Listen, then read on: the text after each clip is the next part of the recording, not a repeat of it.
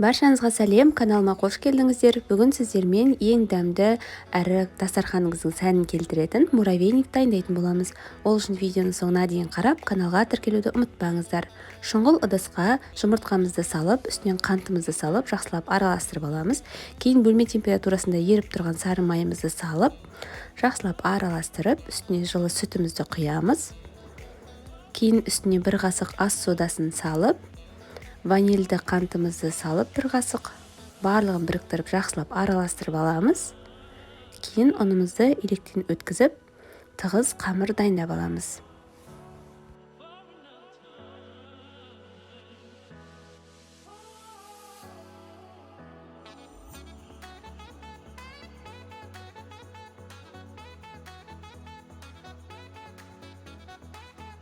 Дайын болған қамырымызды 4 бөлікке бөліп, мұздатқышқа салып аламыз. Кейін жақсылап қатайған соң, үккіштен өткізетін боламыз.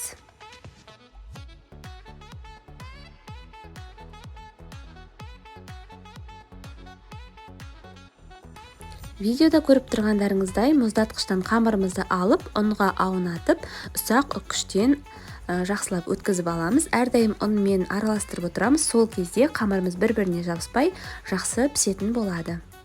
Ендігі кезекте артық ұнымызды алып тастау үшін осылай електен өткізіп, пергамент қағазының үстіне орналастырып, қызып тұрған 180 градустағы пешке 5-10 минутқа сәл қызарғанша пісіріп алатын боламыз.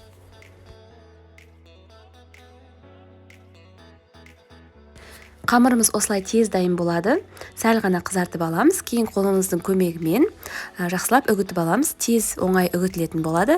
Енді бұны біріктіру үшін қоюлатылған сгущенкамен сары майымызды ертіп аламыз, біріктіріп. Қайнатпаймыз.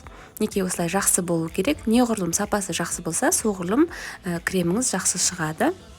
Кейін муравейниктің үстіне құйып, барлығын біріктіріп, кез келген формаға дайындасаңыз болады. Өз қалауыңыз бойынша сәндеп, мақ қоссаңыз да болады. Мендегі форма осындай, шамалы сулап аламын, сол кезде муравейниктарымыз оңай түсетін болады. Видеода көріп тұрғандарыңыздай, осылай дайындасаңыздар болады. Міндетті түрде дайындап көруге кеңес беремін. Дастарханыңыздың сәнін келтіріп, қонақтарыңызға ұнайды деген сенімдемін. Каналға тіркеліп, лайк басып, комментарий қалдырып, достарыңызбен бөлісуді ұмытпаңыздар. Астарыңыз дәмді болсын.